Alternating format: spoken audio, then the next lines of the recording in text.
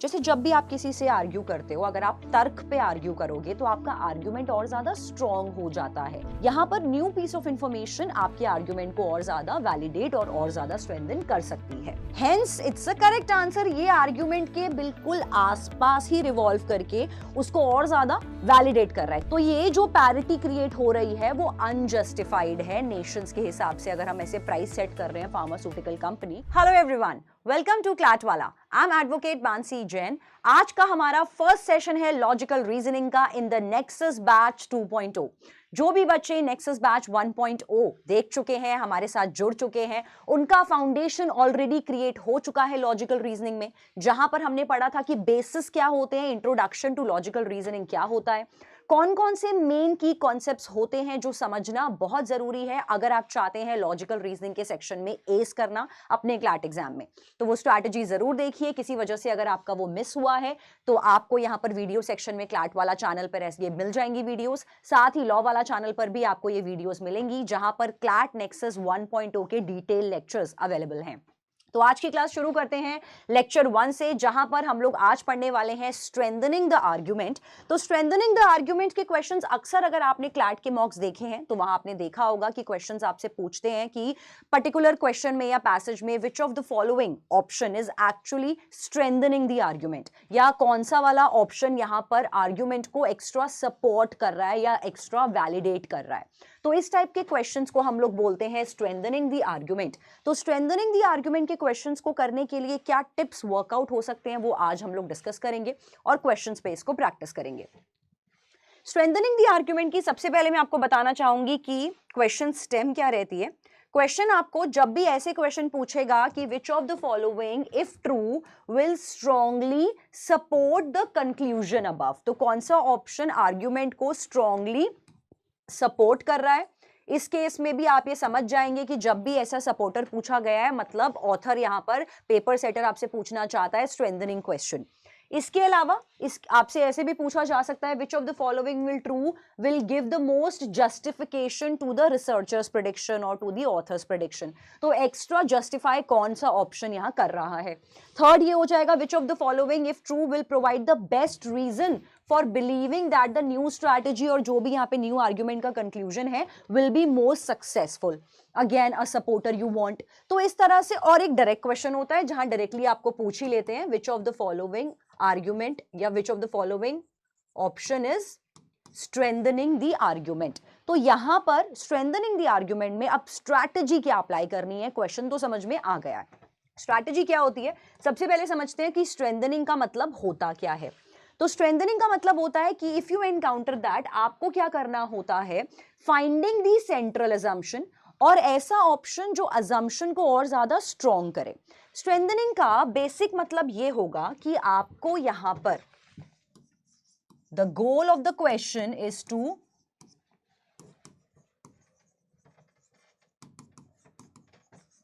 Beautify the argument. अब इस beautify का अलग अलग मतलब आप समझ सकते हो कि सपोर्टर निकालना है आपको, ऐसा ऑप्शन जो आर्ग्यूमेंट को और ज्यादा वैलिडेट करे। जैसे जब भी आप किसी से आर्ग्यू करते हो, अगर आप तर्क पे आर्ग्यू करोगे तो आपका आर्ग्यूमेंट और ज्यादा स्ट्रॉन्ग हो जाता है। तो वही चीज आपने करनी होती है, आपने एक ऐसा आंसर निकालना होता है जो आपके आर्ग्यूमेंट को और ज्यादा सपोर्ट दे, और ज्यादा खूबसूरत बना दे, और ज्यादा चार चांद लगा दे। तो ये हमारा गोल होता है जब भी हमें अपने ऑप्शंस को स्ट्रेंथन करना होता है। इसके लिए स्ट्रैटेजी क्या वर्क करती है, the first strategy that will help you in solving such kind of questions is number 1, कोई भी ऑप्शन जो आपका assumption को strengthen कर रहा होगा वो यहां पर आपका strengthening ऑप्शन बन जाएगा। assumptions आपको निकालनी आती है। हम लोगों ने नेक्सस 1.0 में 2 मेजर टेक्निक्स की थी जो आपको हेल्प आउट करती हैं जब भी आप assumptions के क्वेश्चंस में assumption फिगर आउट करना चाहते हो। तो assumption निकालनी आ गई है। अब आपको देखना है कि उसी assumption को कौन सा ऐसा ऑप्शन है जो उस assumption को और ज्यादा स्ट्रेंथन कर रहा है और ज्यादा स्ट्रॉन्ग कर पा रहा है। तो ये यहां पर बन जाता है आपका एक strategy to find out the strengthening answer. Second आपका होता है ऐसा कोई ऑप्शन जो वैलिडेट कर देगा या स्ट्रेंथन कर देगा और ज्यादा मजबूत बना देगा। किस चीज को? वैलिडेट या स्ट्रेंथन किसको करेगा? The conclusion, the main conclusion, जो ऑथर का मेन कंक्लूजन है। जिन बच्चों को नहीं पता कि कंक्लूजन कैसे निकालते हैं, इन्फरेंसेस कैसे निकालते हैं, प्लीज गो वॉच नेक्सस 1.0 के लेक्चर्स। वहां पर हमने डिस्कस किया था कि कंक्लूजन क्या होता है। तो कंक्लूजन ऐसा ऑप्शन जो कंक्लूजन को और ज्यादा सुंदर, और ज्यादा बेहतरीन, और ज्यादा वैलिडेट कर रहा है, और ज्यादा स्ट्रेंथन कर रहा है आपके मेन आर्ग्यूमेंट के टोटल कंक्लूजन को, तो वो बन जाता है आपका स्ट्रेंथनिंग में करेक्ट आंसर। तो इन दोनों स्ट्रैटेजीज को अप्लाई करेंगे। अब हम लोग क्वेश्चंस पे और आंसर्स को फिगर आउट करने की कोशिश करेंगे। If the correct answer can confirm the assumption, जो हमने अभी डिस्कस करा, जो अजम्पशन को और ज्यादा वैलिडेट करे, साथ में कोई नया, ऐसा भी हो सकता है कोई न्यू पीस ऑफ इंफॉर्मेशन हो जो और ज्यादा ब्यूटिफाई करे। तो यहां पर कोई ऐसा न्यू पीस ऑफ इंफॉर्मेशन भी होगा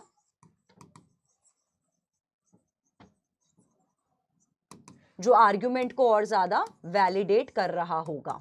तो ऐसा नहीं होगा कि अगर आपको कोई न्यू इंफॉर्मेशन दिखती है किसी आंसर चॉइस में तो आप सोचोगे यार ये तो इररेलेवेंट आंसर चॉइस है, और इररेलेवेंट के लिए मैम ने समझाया था कि उनको एलिमिनेशन में डालते हैं। यहां पर न्यू पीस ऑफ इंफॉर्मेशन आपके आर्ग्यूमेंट को और ज्यादा वैलिडेट और ज्यादा स्ट्रेंथन कर सकती है। की स्ट्रैटेजीज जो आपको ध्यान रखनी होती है whenever you are dealing with the logical और क्रिटिकल रीजनिंग क्वेश्चंस। नंबर 1, सबसे पहले तो क्वेश्चन को पढ़ना है, क्वेश्चन स्टेम पढ़नी है। पैसेज में एनालाइज आर्ग्यूमेंट को करना है, आपने प्रीमाइसेस पे फोकस करना है, आपने कंक्लूजन पे फोकस करना है, जो हमने लेक्चर 1 में पढ़ा भी था। राइट क्वेश्चंस पे फोकस करिए, देखिए कि एक्चुअली में आपसे पेपर सेटर पूछना क्या चाह रहा है। नेक्स्ट स्ट्रैटेजी जो ऑलवेज आपकी बेस्ट फ्रेंड होती है, that is your elimination strategy. मैं हमेशा बच्चों को बोलती हूँ कि आपके पास 4 ऑप्शंस हैं, और स्ट्रैटेजीज में मैं यही बात समझाती हूँ एलिमिनेशन स्ट्रैटेजीज में, कि आपको ये फोकस करना है 4 में से सबसे पहले तो इररेलेवेंट चॉइसेस को, फार फेच चॉइसेस को सबसे पहले आपने इग्नोर करना होता है, उनको आपने एलिमिनेट करना होता है। क्योंकि जब आपके पास सिर्फ 3 या 2 चॉइसेस बचती हैं तो करेक्ट आंसर के होने के चांसेस ज्यादा बढ़ जाते हैं।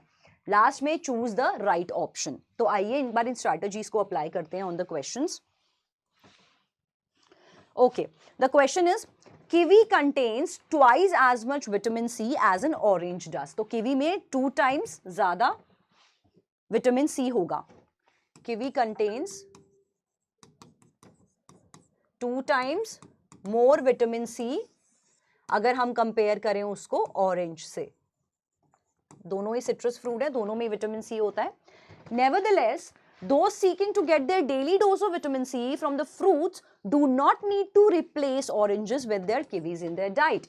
क्वेश्चन बोल रहा है लेकिन फिर भी माना किवी में विटामिन सी 2 टाइम्स ज्यादा होता है, तब भी जो आपका डेली डोज होता है, जितना भी बॉडी में रिक्वायरमेंट होता है, daily dose of vitamin C होता है, तो ऑथर का मानना है वो ऑरेंज से पूरा हो जाता है। आपको उस केस में विटामिन सी के लिए किवी से रिप्लेस करने की आवश्यकता या जरूरत नहीं है। ऑरेंज से विटामिन सी का डेली डोज कवर हो जाएगा। Which of the following, if true, will give most support to the dietitian's conclusion? Dietitian का conclusion क्या है, जो भी हमने डिस्कस किया, इसको और ज्यादा स्ट्रॉन्ग कौन सा ऑप्शन बना रहा है?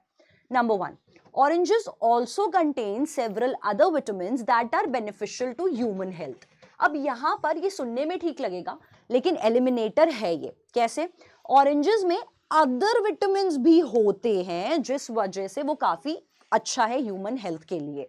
तो यहां पर ये जो बात हो रही है अदर विटामिन्स की, ये आपका अनरिलेटेड ऑप्शन में जाएगा, क्योंकि अभी टोटल हमारा जो आर्ग्यूमेंट है वो विटामिन सी की बात कर रहा है, वो अदर विटामिन के बारे में बात नहीं कर रहा। तो ये अदर विटामिन ऑरेंजेस से मिलते हैं कि नहीं मिलते हैं, वो यहाँ पे हमारा पॉइंट ऑफ आर्ग्यूमेंट है ही नहीं। तो ये आपका गलत आंसर में जाएगा।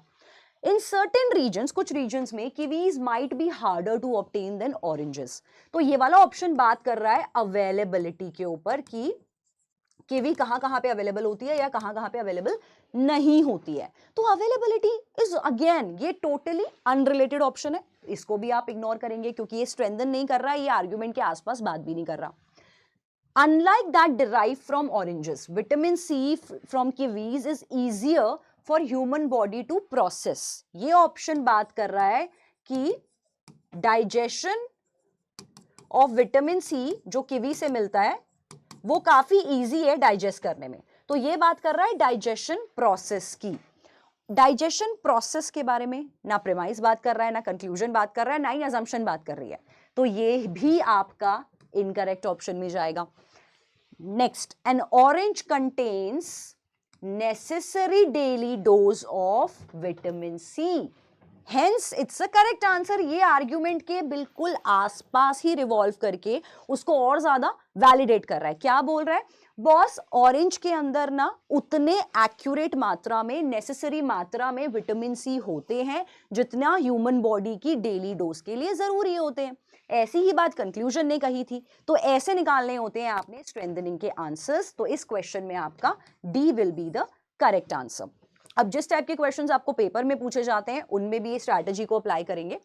The first question, to reconcile the need for profits sufficient to support a new drug research with a moral imperative to support a new drug research, तो यहां पर reconcile करने का है profits को by pharmaceutical companies।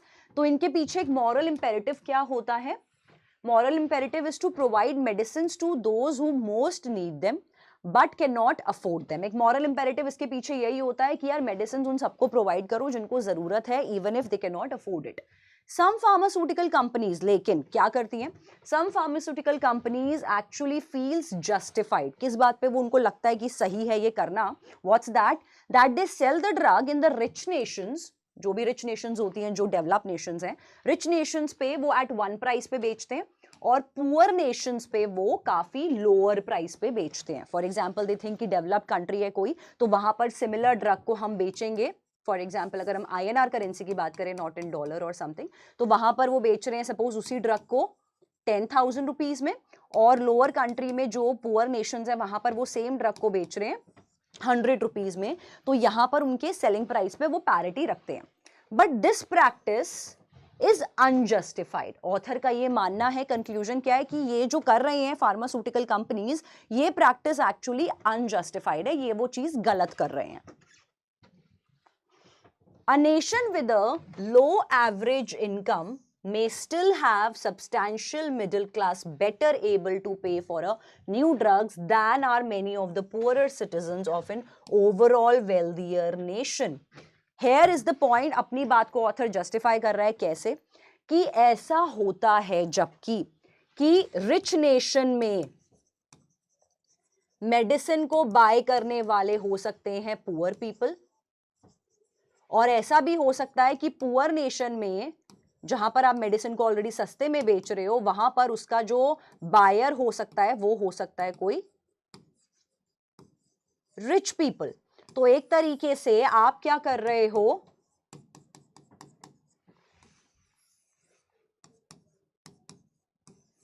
एक तरीके से फार्मास्यूटिकल अपनी जगह अनजस्टिफाइड क्यों है? क्योंकि वो लोग क्या कर रहे हैं, रिच नेशंस में 10,000 रुपीज की वो दवाई बेच रहे हैं, जबकि उस 10,000 की दवाई को खरीदने वाला जो है, माना वो रिच नेशन में रहता है, माना वो डेवलप नेशन में रहता है, लेकिन वो बंदा एक्चुअली में एक पुअर इंसान है। जबकि ऑन द कॉन्ट्ररी ऑथर कह रहा है पुअर नेशन में आप दवाई को सिर्फ 100 रुपए का बेच रहे हो, लेकिन वहां पर वो 100 रुपए की दवाई खरीदने वाला इंसान जो है वो एक्चुअली रिच है। तो ये जो पैरिटी क्रिएट हो रही है वो अनजस्टिफाइड है नेशंस के हिसाब से। अगर हम ऐसे प्राइस सेट कर रहे हैं फार्मास्यूटिकल कंपनी, तो ऑथर के हिसाब से ये प्रैक्टिस अनजस्टिफाइड है, गलत प्रैक्टिस है।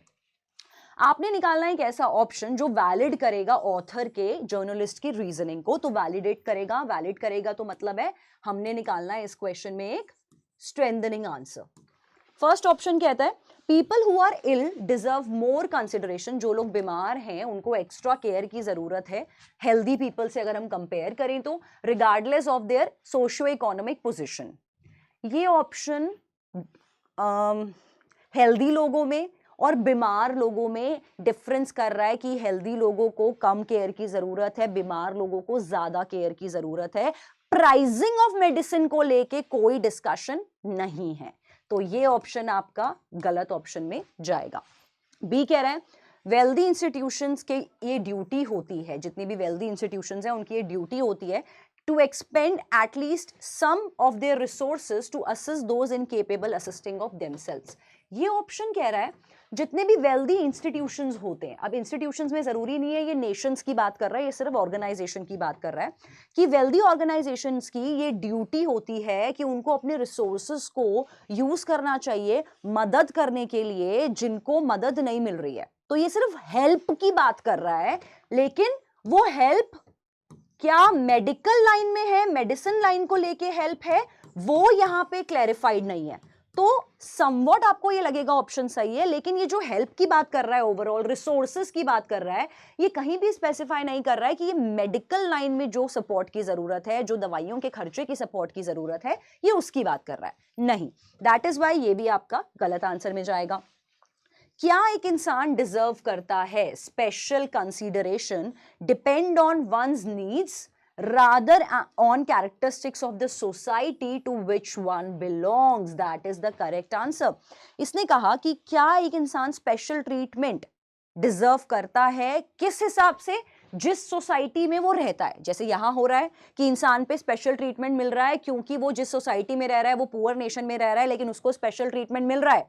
तो क्या इंसान को जो स्पेशल ट्रीटमेंट मिल रहा है, यहां दवाई के खर्चों के लिए बोला गया है, क्या वो इंसान की नीड्स के ऊपर निर्भर होना चाहिए कि उस इंसान को एक्चुअली उस ट्रीटमेंट की जरूरत है भी कि नहीं है, या फिर जिस सोसाइटी में वो रह रहा है characteristics of that society decide करेंगे कि इसको वो स्पेशल ट्रीटमेंट मिलना चाहिए कि नहीं। तो ऑथर की अनजस्टिफाइड बात जो वो कह रहा है ऑथर, सी ऑप्शन उसको और ज्यादा वैलिडेट कर रहा है, तो सी ऑप्शन आपका करेक्ट में जाएगा।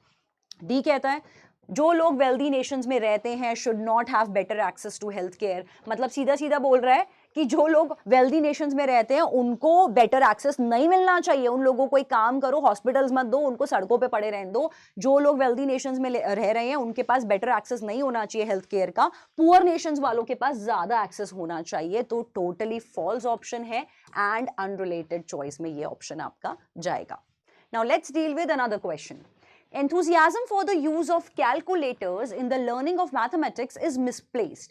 कि एक्चुअली कैलकुलेटर्स को इतना ओवरली यूज कर लिया जाता है कि जिस वजह से हमने कैलकुलेटर्स को यूज करना शुरू कर दिया था, तो वो एक्चुअली मिसप्लेस हो चुका है। कैसे? Teachers rightly observe that in some cases calculators enable तो करते हैं बच्चों को कि वो फोकस कर पाते हैं on the general principles rather than the tedious largely rote calculations that constitute the application of these principles. तो ये कहना चाहता है कि टीचर्स ने भी ऑब्जर्व किया था कि बच्चे आजकल कैलकुलेटर्स को तो यूज करना जानते हैं, उसमें वो बेसिक प्रिंसिपल तो समझ चुके हैं कि प्लस माइनस कैसे करना है, परसेंटेज कैसे करना है, लेकिन एक्चुअली में बच्चे भूल चुके हैं उनको एक्चुअली कैलकुलेट करना। कैलकुलेटर से फटाफट से मल्टीप्लाई करके बड़े बड़े फिगर्स को आप मल्टीप्लाई करके तुरंत आंसर निकाल सकते हैं, लेकिन ऑन द कॉन्ट्ररी जब बच्चे उसको प्रॉपरली सॉल्व करते थे तो उसका एप्लीकेशन समझते थे उन ऑपरेशंस का, जो कैलकुलेटर्स की वजह से अब मिसप्लेस हो रहा है, बच्चों में वो चीजें नहीं सीख पा रहे हैं। But principles are more likely to be remembered when knowledge of them is grounded in the habits ingrained by the painstaking application of those principles. तो ऑथर का कहना है कि जब बच्चे जो चीज पढ़ाई करते हैं उनके प्रिंसिपल्स बच्चों में, उनके दिमाग में वो कॉन्सेप्ट तब ज्यादा अच्छे से बैठता है जब बच्चे पेन्सटेकिंगली एप्लीकेशन, मतलब जब बच्चे हार्ड वर्क से उन चीजों को सॉल्व करना खुद सीखते हैं, जबकि कैलकुलेटर उनकी लाइफ को इतना इजी बना के उनको मेजर कॉन्सेप्ट की अंडरस्टैंडिंग से दूर लेके जा रहा है। The very fact that calculators make calculation easier, therefore makes it reasonable to restrict their use. तो यही बात ऑथर अल्टीमेटली बोलना चाहता है कि कैलकुलेटर्स क्योंकि इतना ज्यादा इजी बना रहे हैं टास्क को और बच्चों को कॉन्सेप्ट क्लैरिटी से दूर लेके जा रहे हैं, तो कैलकुलेशन का जो यूज है वो रिस्ट्रिक्टिव मैनर में होना चाहिए। अब आपको निकालना है इस क्वेश्चन में एक स्ट्रेंथनर, तो कौन सा ऑप्शन ऑथर के आर्गुमेंट को और ज्यादा स्ट्रेंथन कर रहा है। फर्स्ट कहता है कि some students who know how to use calculator also thoroughly understand the mathematical principles that calculators obey। तो ये ऑप्शन आपका फॉल्स इंफॉर्मेशन पे जा रहा है, ये टोटली अलग टेंजेंट पे बात कर रहा है। ये कह रहा है कि कुछ बच्चे, वो भी सिर्फ कुछ बच्चों की बात कर रहा है, ऑथर ने ओवरऑल स्टूडेंट्स की बात करी। इसने कहा कुछ बच्चे जो कैलकुलेटर यूज करना जानते हैं उनको ये भी पता है कि कॉन्सेप्ट क्लैरिटी कैसे गेन करनी है, तो मतलब कुछ बच्चों के लिए कैलकुलेटर का यूज एक बेनिफिशियल लेवल पर जा रहा है, जो ऑथर की बात से अलग जा रहा है। तो ये आपका गलत आंसर में जाएगा। बी कहता है slide rules which are less technologically sophisticated are analogous of the calculators were widely used in the learning of mathematics given several decades ago. तो ये वाला ऑप्शन जो है वो कैलकुलेटर्स के बारे में एक पॉजिटिव नोट पे बात कर रहा है, जो ऑथर के ऑप्शन से अनरिलेटेड और गलत जगह पे जाएगा। तो ये ऑपोजिट ऑप्शन है, क्योंकि इसने कहा कि लेस टेक्नोलॉजिकली रूल्स जो थे वो सोफिस्टिकेटेड रूल्स जब कैलकुलेटर्स में यूज हुए तो ये देखा गया कि दशकों पहले भी कैलकुलेटर्स का अच्छा रूल्स या अच्छा एप्लीकेशन होता था। तो ये भी आपका गलत ऑप्शन बन गया। सी कहता है ये बहुत जरूरी है that students retain the knowledge of general principles, कि बच्चे जनरल प्रिंसिपल्स की नॉलेज को समझें, ये बहुत ज्यादा जरूरी है, than the knowledge which can be easily acquired. इसने कहा कि बच्चों को उस नॉलेज पे फोकस करना चाहिए जो जनरल प्रिंसिपल्स पर बच्चों को मिल रही है, बजाय के उस नॉलेज पे जो बच्चों को इजीली मिल पा रही है। तो ये ऑप्शन पढ़ के सही लगेगा बिल्कुल, लेकिन है ये गलत ऑप्शन, क्योंकि ये सिर्फ बात कर रहा है कि नॉलेज बच्चों को कहां कहां से मिल रही है और ऑथर को उसको किस तरह से अप्लाई करना चाहिए। ये ऑप्शन कह रहा है कि एक नॉलेज बच्चों को मिलती है इजी टास्क से और एक नॉलेज बच्चों को मिलती है डिफिकल्ट टास्क से। तो ऑथर इस पॉइंट पे बोलना चाह रहा है कि जो नॉलेज बच्चों को डिफिकल्ट टास्क से मिलती है, बच्चों को सिर्फ वो वाली नॉलेज ग्रास्प करनी चाहिए। जो नॉलेज बच्चों को इजी टास्क से मिल रही है, उस नॉलेज, उस ज्ञान को बच्चों को एक्सेप्ट ही नहीं करना चाहिए। ये गलत ऑप्शन है, क्योंकि ये सिर्फ ज्ञान बच्चों को कहां से मिल रहा है उसकी बात कर रहा है और कह रहा है इजी ज्ञान को बच्चों को लेना ही नहीं चाहिए। ये गलत है। डी कह रहा है हैबिट्स दैट आर एक्वायर्ड, बच्चों की आदतें जो एक्वायर होती हैं by the laborious and sometimes the tedious practice, जो कि हार्ड वर्किंग से हैबिट्स बच्चों में इनग्रेन होती है, जो ऑथर ने बोला, are not as valuable as those are painlessly mastered. बिल्कुल सही बात है।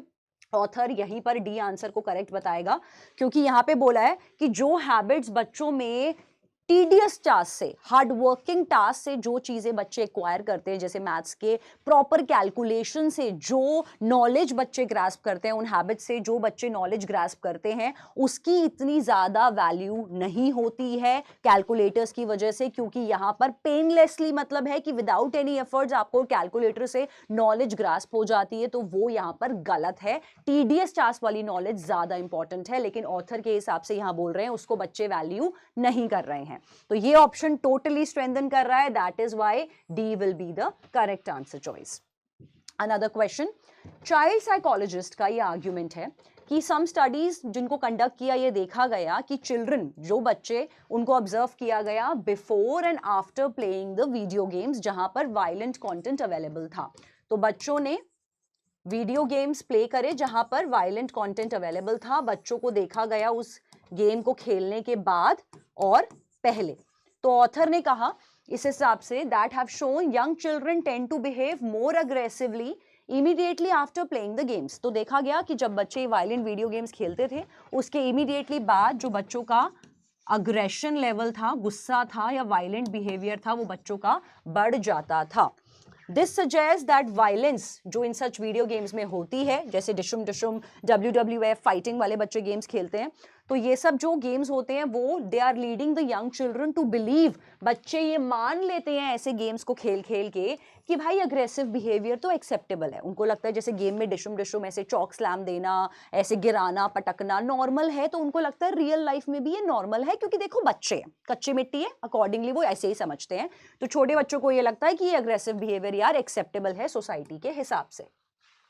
आपको निकालना है इसमें each of the following will true actually strengthen the child psychologist argument except. तो क्वेश्चन को ध्यान से समझना है, ये है आपका एक्सेप्शन क्वेश्चन।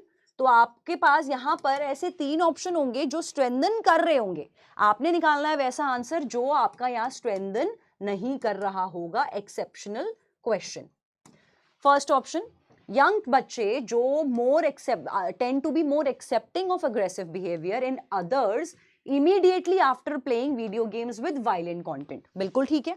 इन्होंने कहा यंग बच्चे जब वायलेंट वीडियो गेम्स खेलते हैं तो उनके सामने कोई और भी अगर अग्रेसिव बिहेवियर करता है तो बच्चे उसको एक्सेप्ट कर लेते हैं। बिल्कुल, जब बच्चे अपना बिहेवियर एक्सेप्ट कर पा रहे हैं तो सामने वाला करेगा तो उसका भी एक्सेप्ट कर लेंगे, क्योंकि देखते हैं वो लोग ये सब चीजें वायलेंट वीडियो गेम्स में, तो ये भी स्ट्रेंथन कर रहा है। आपका इनकरेक्ट ऑप्शन में जाएगा। Many young children who have never played video games with violent content believe that aggressive behavior is acceptable. इन्होंने बोला काफी यंग बच्चे जिन्होंने कभी भी वायलेंट वीडियो गेम्स खेले ही नहीं हैं, उन बच्चों के हिसाब से अग्रेसिव बिहेवियर इज एक्सेप्टेबल। तो यहां पर इन्होंने, ये आ गया आपका करेक्ट आंसर, क्योंकि ये स्ट्रेंथन नहीं कर रहा। यहां पर पूरा पैसेज क्या बोल रहा है, वायलेंट वीडियो गेम्स प्लेइंग की वजह से बच्चों का अग्रेशन बढ़ जाना। तो अग्रेशन का रीजन क्या दिया ऑथर ने, playing of violent video games. B option ये कह रहा है जो बच्चों ने कभी भी ऐसे टाइप के गेम्स खेले ही नहीं, उन बच्चों को भी लगता है कि अग्रेशन यहां पर नॉर्मल है। तो ये अनरिलेटेड ऑप्शन है, ये स्ट्रेंथन नहीं कर रहा। Henceforth b will be the correct choice. C कहता है काफी स्टडीज ने ये भी शो करा कि there was no increase in the aggressive behaviour in young children who have just played non violent video games. तो अब ये वाला क्या है, ये भी स्ट्रेंथनर है, क्योंकि ये कह रहा है जिन बच्चों ने नॉन वायलेंट वाले गेम्स खेले थे उनमें अग्रेशन नहीं आया। तो इसका उल्टा क्या हुआ, वायलेंट वाले गेम्स खेलने से अग्रेशन आएगा। तो ये भी स्ट्रेंथनर हो गया आपका। तो ये आपका इनकरेक्ट ऑप्शन बन जाएगा। डी कहता है older children are less likely before playing the video games with violent content than they are afterwards to believe that aggressive behavior is acceptable। तो ये चीज भी बता रहा है, ये ओल्डर चिल्ड्रन में भी सेम पॉइंट बता रहा है जो यंग चिल्ड्रन में देखने को मिला। तो अगेन वायलेंट वीडियो गेम्स के बारे में ही बता रहा है रिलेट करके अग्रेशन से। तो ये भी स्ट्रेंथनर है, तो ये भी इनकरेक्ट आंसर में जाएगा। henceforth B will be the correct answer choice। Now let's understand another question। Banking analyst का ये कहना है कि बैंक्स जनरली ऑफर करते हैं various services to the new customer. जितने भी न्यू कस्टमर आते हैं उनको सर्विसेज देते हैं एट नो चार्जेस। तो जितने भी न्यू कस्टमर्स बैंक में अपना अकाउंट खोलते हैं, एनालिस्ट का ये मानना है कि फ्री ऑफ कॉस्ट उनको सर्विसेज प्रोवाइड की जाती हैं, कुछ नए नए ऑफर्स प्रोवाइड किए जाते हैं न्यू कस्टमर्स को जो भी बैंक में ज्वाइन करते हैं। But this is not an ideal business practice. Analyst के हिसाब से ये चीज जो वो कर रहे हैं ये गलत बिजनेस प्रैक्टिस है, क्योंकि regular and long term customers, जो पुराने कस्टमर्स हैं, जो आपके पुराने कस्टमर्स जितने भी हैं जो बैंक के साथ काफी लंबे टाइम से जुड़े हैं, लॉन्ग टर्म कस्टमर्स जो बैंक का सबसे ज्यादा बल्क बिजनेस लेके आते हैं, are excluded from the special offers. तो ऐसे वाले कस्टमर्स को, जो पुराने कस्टमर्स हैं, उनको ये स्पेशल सर्विसेज नहीं दी जाती हैं। तो ये चीज़ एक गलत प्रैक्टिस है कि नए कस्टमर्स जो बैंक ज्वाइन कर रहे हैं उनको तो आप अच्छे सर्विसेज दे रहे हैं, एक नए नए डिस्काउंट्स या पैकेजेस दे रहे हैं, लेकिन जो पुराने कस्टमर्स हैं जो बैंक का सबसे ज्यादा बिजनेस लेके आते हैं, आप उनको ये सर्विसेज नहीं दे रहे। तो बैंकिंग एनालिस्ट के हिसाब से ये प्रैक्टिस गलत प्रैक्टिस है जो बैंक्स फॉलो कर रहे हैं। Which of the following will strengthen the banking analyst argument? जो बैंकिंग एनालिस्ट का ये फाइनल आर्ग्यूमेंट है, कौन सा ऑप्शन इसको और ज्यादा स्ट्रेंथन और ज्यादा असेंचुएट करेगा? फर्स्ट ऑप्शन कहता है कि most banks have similar charges, काफी सारे बैंक्स के सिमिलर चार्जेस हैं फॉर मोस्ट सर्विसेज टू पे the similar interest on deposit. तो ए ऑप्शन कह रहा है कि सारे बैंक्स के मोस्टली सिमिलर चार्जेस हैं कि इंटरेस्ट कितना देना है, लोन्स पे कितना डिपॉजिट रहेगा। ये वाला ऑप्शन कस्टमर्स को सर्विसेज मिल रही हैं, पुराने कस्टमर्स को सर्विसेज नहीं मिल रही हैं, इन दोनों पॉइंट पे रिलेट भी नहीं कर रहा है। तो ये फार फेच्ड ऑप्शन है और इनकरेक्ट ऑप्शन में जाएगा। सेकंड कहता है बैंक्स अपनी तरफ से बेस्ट करते हैं जब भी वो offering special privileges only to their most loyal customers. Banks अपने लेवल पर सबसे ज्यादा बेस्ट करते हैं जब भी वो ये स्पेशल प्रिविलेजेस देते हैं, लेकिन only to their most loyal customers. तो ये वाले ऑप्शन को हम सॉर्ट ऑफ कंसीडर भी अभी कर सकते हैं। थर्ड कहता है offering services at no charge to all of its current customers would be prohibitively expensive for the bank.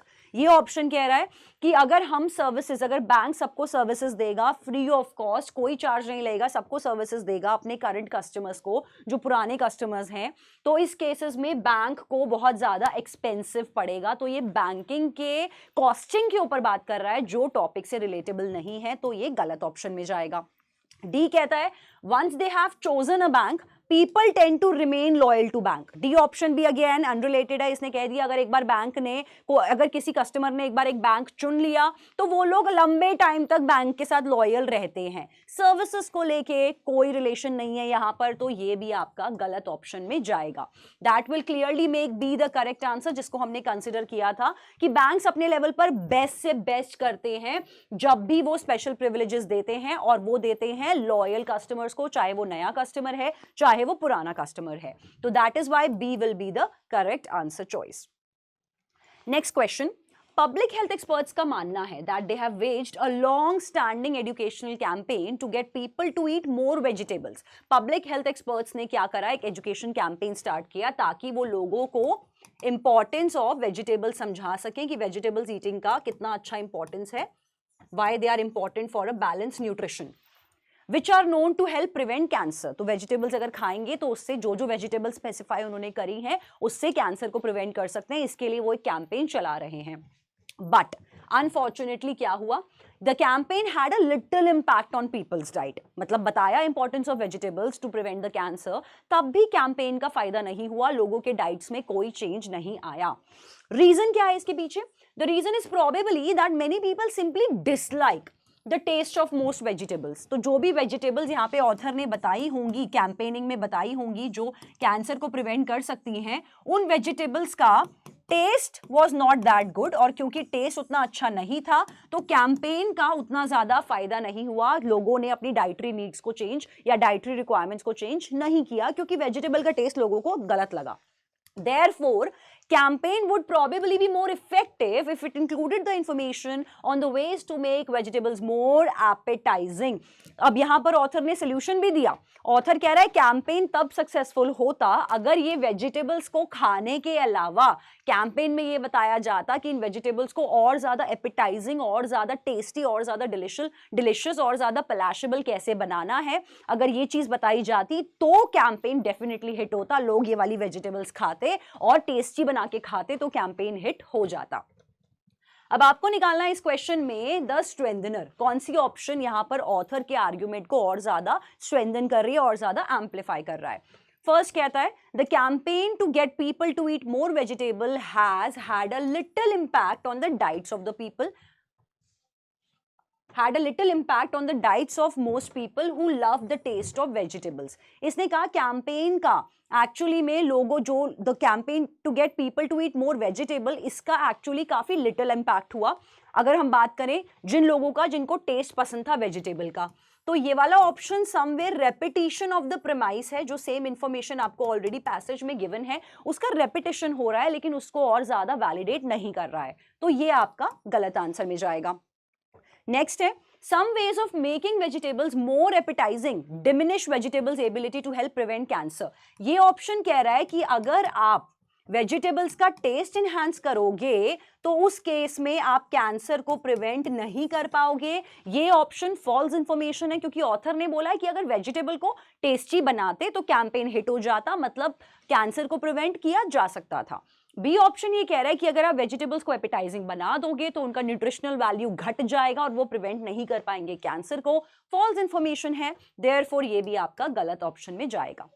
सी कह रहा है people who find a few vegetables appetising typically do not eat substantially more vegetables. जिन लोगों को कुछ vegetables tasty लगती हैं वो लोग जनरली ज्यादा अच्छी तरह से वेजिटेबल्स को नहीं खाते अगर हम उन लोगों से कंपेयर करें जिन लोगों को वेजिटेबल्स का टेस्ट ही पसंद नहीं है। ये वाला ऑप्शन सिर्फ ये बात कर रहा है कि कौन से लोग वेजिटेबल्स खाते हैं, कौन ज्यादा खाते हैं, कौन कम खाते हैं, कौन टेस्टी वाली खाते हैं, कौन नॉन टेस्टी वाली खाते हैं।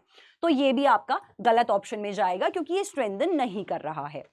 डी कहता है people who dislike the taste of most vegetables would eat many more vegetables if they knew how to make them more appetizing। That is the correct answer। इसने कहा कि जो लोग मोस्ट वेजिटेबल्स नहीं खाते या डिसलाइक करते हैं उनके टेस्ट को, अगर आप उनको बताओगे कि उन वेजीज को ज्यादा एपिटाइजिंग, ज्यादा टेस्टी कैसे बनाना है तो वो लोग वेजिटेबल्स को खाएंगे और हमारा कैंपेन हिट हो जाएगा। तो ultimately enhancing the taste of the vegetables was the authors argument, जो कि डी और ज्यादा एम्पलीफाई कर रहा है, and D will be the correct answer choice.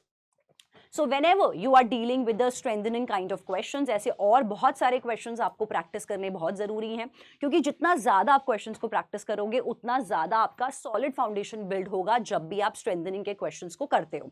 इस टाइप के क्वेश्चंस बहुत ज़्यादा फ्रीक्वेंटली आपके एग्जाम्स में पूछे जाते हैं, तो give a lot of practice to build a strong foundation in this topic. अगले टॉपिक में हम लोग बहुत जल्दी मिलेंगे जहां पर हम लोग करेंगे वीकनिंग द आर्ग्यूमेंट। तब तक के लिए कीप प्रैक्टिसिंग हार्ड, डीपीपी को प्रैक्टिस करिए जो आपके पीडब्ल्यू ऐप पर आपको मिलेगी, जहां पर आज के लेक्चर से बेस्ड आपको क्वेश्चंस मिलेंगे। कीप प्रैक्टिसिंग हार्ड, मिलते हैं आपसे अगले सेशन में। Take care everyone, bye bye.